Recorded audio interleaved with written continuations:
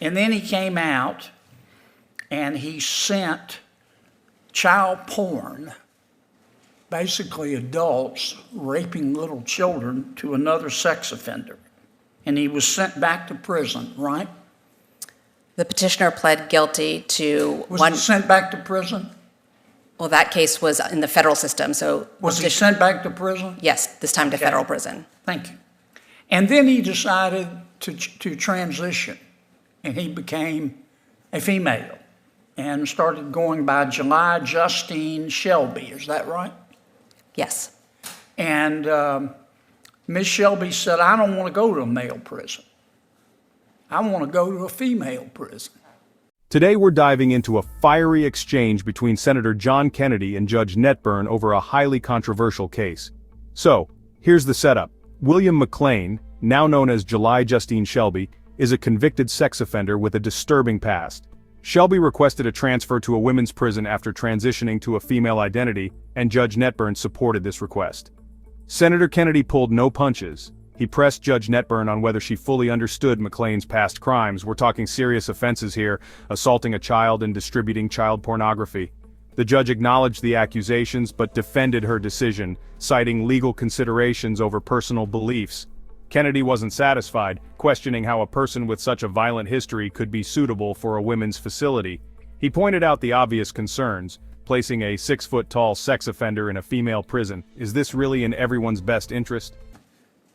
Do you remember an inmate named William McLean, also known as July Justine Shelby? Yes, I know who you're referring to. Okay. Mr. McLean raped a child, didn't he? 30 years ago, the petitioner in the habeas case before me, Did he rape a child? he pled guilty to that crime. Yes, it's abhorrent. And then he raped he raped a little boy, right? I believe that's correct. I believe he pled guilty to 2 acts of sexual violence. And then he raped a 17-year-old girl, right? Again, this case was handled by the state court in Indiana, but I'm just asking you the facts. Don't stall on me now. Did he rape a 17-year-old girl or not after raping a 9-year-old boy? I believe that's what he pled guilty to. Okay, and then he went to prison, didn't he?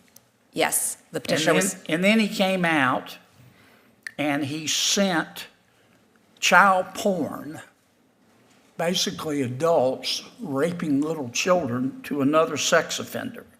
And he was sent back to prison, right? The petitioner pled guilty to Was he sent back to prison? Well, that case was in the federal system, so. Was he sent back to prison? Yes, this time to federal prison. Thank you. And then he decided to transition, and he became a female and started going by July Justine Shelby. Is that right? Yes. And Ms. Shelby said, I don't want to go to a male prison. I want to go to a female prison. And the Board of Prisons said, what planet did you parachute in from? You're going to a male prison with this kind of record. And you sent him to a female prison, didn't you? You said that the Board of Prisons was trying to violate Ms. Shelby, former Mr. McLean's constitutional rights, didn't you? I issued a report and recommendation to the district judge recommending that the district judge transfer the petitioner to a women's facility. The district judge adopted that recommendation. You said that the Board of Prisons was trying to violate Ms. Shelby's, Mr. McLean's constitutional rights, didn't you? So I based my decision on the facts that were presented to me in the record evidence. But it wasn't that your ruling? I recommended finding that under Estelle versus Gamble. Why won't you admit that was your ruling? Are you ashamed of it today? I'm not. I'm answering the question. I applied Estelle versus Gamble. But was that your ruling?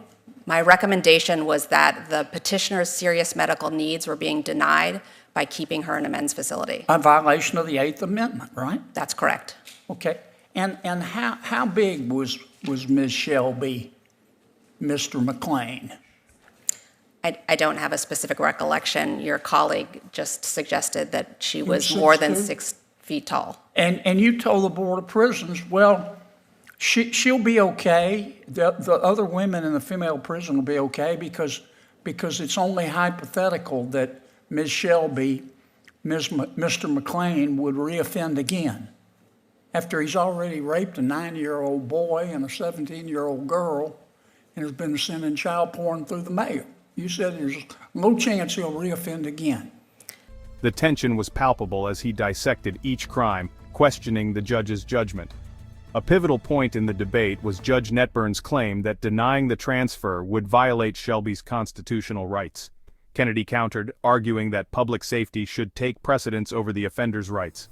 He questioned if focusing on Shelby's medical needs and constitutional rights ignored the potential threat to other inmates. This heated debate brings to light complex issues about prisoner rights, public safety, and the judiciary's role. Kennedy and Judge Netburn's exchange shows just how divided opinions can be on balancing individual rights with public safety. Before you go, I'd love to hear your thoughts. Do you side with Senator Kennedy's stance, or do you think Judge Netburn was right in focusing on Shelby's constitutional rights? Drop your comments below, and if you found this breakdown insightful, hit that subscribe button for more deep dives like this one. Thanks for watching, and I'll see you next time.